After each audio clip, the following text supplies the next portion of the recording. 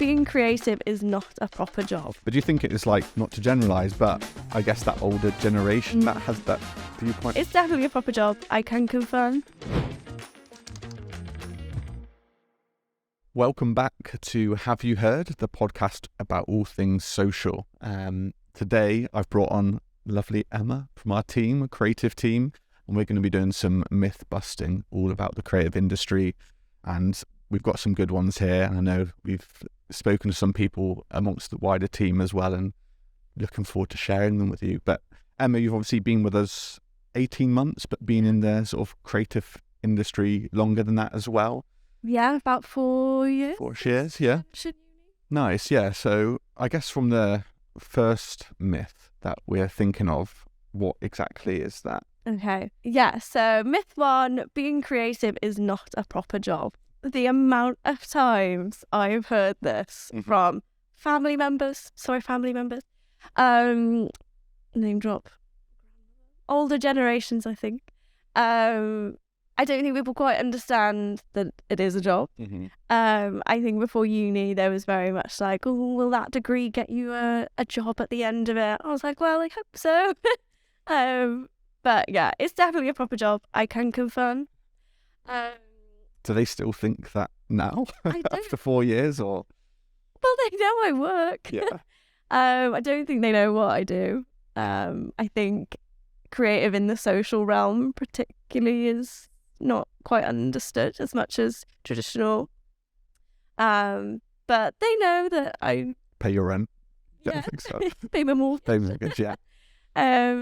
So yeah, it is a proper job. It is challenging. It's hard work. Very technical at times. So 100%. Did you have to do any like convincing about the degree that you wanted to do? Like, Well, originally, sorry, mother, if you're watching this, I wanted to do photography at uni, and that wasn't the thing. So ended up doing media comms and publishing at Bath Spa, shout out. So yeah, it worked out for the best, I would say. Yeah. I ended up here. Yeah. But yeah, photography, but it's nice to do on the side now, and I've sort of self-taught photography. And then, yeah, now it's got me to where I am. So I don't have to justify, I think, anymore. They know I'm busy. And then when I name drop clients, my mum's like, that's a Who's good that? one. But then she thinks that's all you do is get Yeah. some those clients. They don't realise that you have other ones that you work on Oh, part yeah. of that as well. But do you think it is like, not to generalise, but I guess that older generation that has that viewpoint, I guess I now think it's so. more and more. And I think when you say, oh, you're doing a TikTok shoot, Yeah. well, that just goes over their heads. They're like, what on earth?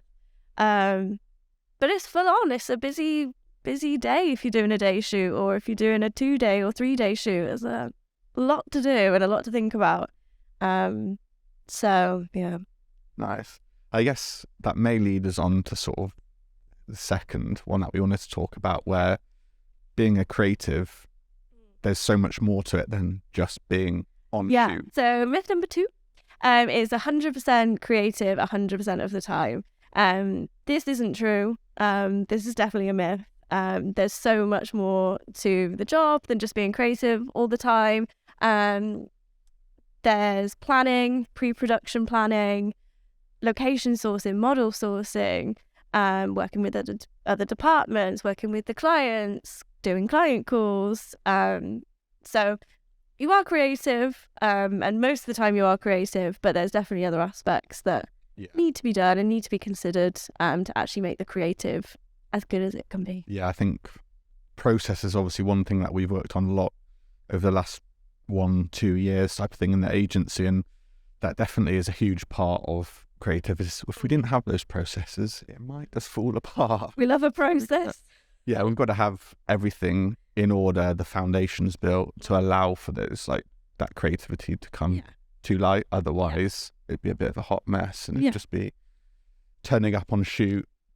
I've spoken to other people where they don't really get given a brief, or they just turn up on shoot, here's the product, here's it, and that's it.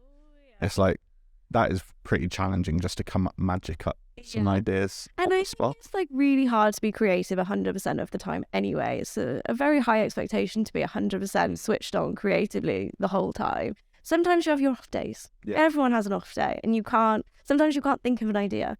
So it's fine. You move on, you do something else, you come back to it.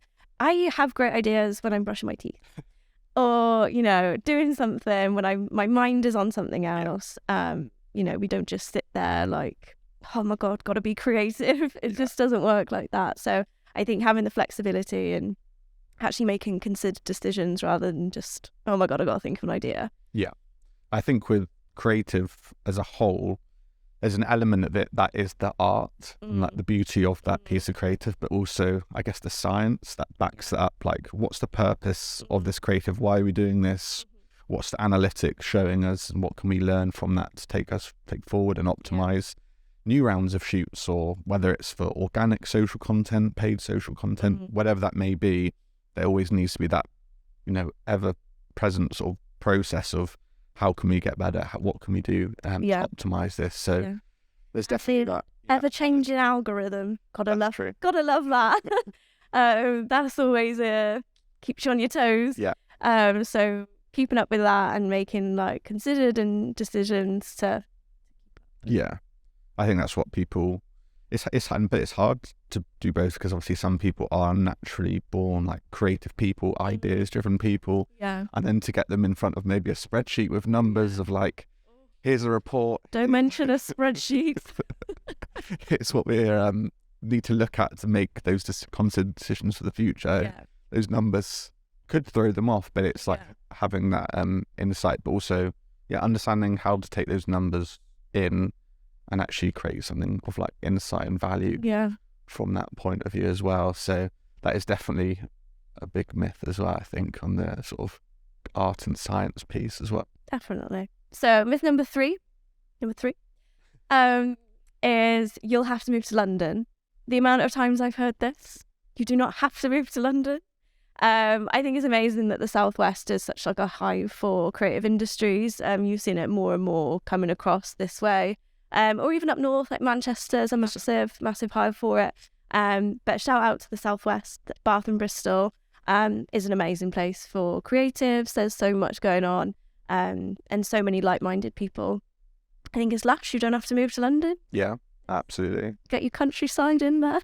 Yeah, and then we've got like, I know at the Shepherd we've got, I think I was looking the other day, it's sort of like 40% of the team are from Bristol as well. So it does have that sort of like, I guess we have that overall catchment type area, but it is so nice because not everyone wants to be part of that sort of London lifestyle where it's hectic, crazy. You've got the ability here to, on your weekends, to go into the countryside, I guess, and have those walks and downtime where London obviously is tougher to have that. I still get the appeal. Oh, I get the appeal. I have so many friends in London, they love it. And there's like amazing opportunities there as well. But I think credit where credit's due, Southwest is an amazing place for creatives. So yeah, that's just debunking that myth for you guys. Yeah. Stay in the Southwest. Yeah, if you want to, obviously. Yeah. There's obviously, like you said, up north, I know Manchester, Leeds, or Sheffield as well. Yeah. A lot going on there. But it is nice to have like that balance and just opportunities all around the country and some. And I think it's interesting with HS2 when it comes, whether Birmingham would become sort of like a more of a hub, that kind of side of things, as more companies sort of move out of London. Yeah. Cheaper rent for companies. But yeah, it'd be interesting to see what happens there and whether it becomes further afield. Definitely. I think at some point as well, I know me and Zoe discussed it and mentioned it a few people as well, is potentially for ourselves to get a London hub but still keep the Southwest as very much like our home and ever-present place that we're going to have. There's a lot of sheep in the Southwest. More sheep, definitely. More access to sheep. Not that we're going to have any inside the office, but we can obviously do our strat days where we get to do some sheep herding, which is always good fun. And maybe do that again at some point. I was terrible. So moving on to the next myth. Yeah. So myth number 4. Working in creative or social media is easy. I can confirm again, It is not. We work really hard. Do you? I know you don't. I'm joking. I know you do. I hope I do. I know you do. We do work really hard. Everyone works really hard across all the departments. It's not all fun and games, but we do enjoy it. But it's not easy. And I think, that needs to be recognised, that maybe people from the outside looking in, that it's not quite as easy as it seems. I think. We don't just hold up a phone. There's more to it, much more to it. A lot of challenges, a lot of problem solving, I think, is like a massive, massive part of our jobs, especially on shoots, on location, when things go wrong, or, before shoot or after shoot and edit. Problem solving and working with the client to get their needs, whilst keeping it creative and keeping it arty if they want it arty, or serving a purpose if it needs to serve a purpose. Yeah, I guess it ties that back into almost one of the myths before, where it's like it's not a proper job type of thing. It really is. Like there's so much to it, and I think obviously social is still relatively new. Obviously, creative and ad industry has been around for a lot longer, but I think especially social, as people are still getting used to it, things are changing all the time. There's definitely that maybe people think that it's much easier, and you just, like you said, get out the phone, create some content and then post it straight away. I think that's what my mum thinks I do. It just takes pretty pictures. Next podcast we'll have to ring her and get her on the phone and see what she says. I think it's important to sort of recognise the work that goes into creative and social media. On a day-to-day basis, I'm a planner, I'm a producer, director, shooter, editor. How many jobs is that? Which is amazing, and the variety is amazing. But it's hard and it's not easy. And I think it's important to recognise that you need to learn what you're doing. I think some people think they can just jump in. But it takes time to learn, and it takes, especially within businesses, everyone's process is different, and people's eyes are different. Like not every creative eye is the same. So learning to work with each other is all a learning curve. I guess the fact that it is challenging is a positive, though. You don't want to be probably somewhere where it is just simple and then it's just on to, like, and that's it. You almost want to be challenged, because that's where you like learning. We like a challenge. Life would be boring. As long as it's all positive stuff and it all comes out nicely. But no, I think that's where you learn, that's where you get better, and ultimately I think that's why all of us are here as well, really, is just to keep improving and doing the best work we possibly can. Perfect. But I think that's all the myths. Have we got any more? Any final ones to wrap up, or looking scared? No, I think that's all of them, I guess. And it's been good chatting to you, learning more about, obviously I know a lot about the creative team and how that works, but it's always nice to catch up and hear your thoughts on that in particular. But if you're watching on YouTube, please subscribe, hit that like button as well. Obviously, if you're on listening to any podcast channels as well, make sure to follow us. Check out our socials, and we'll be soon to be creating more podcasts about creative and obviously social media from there as well.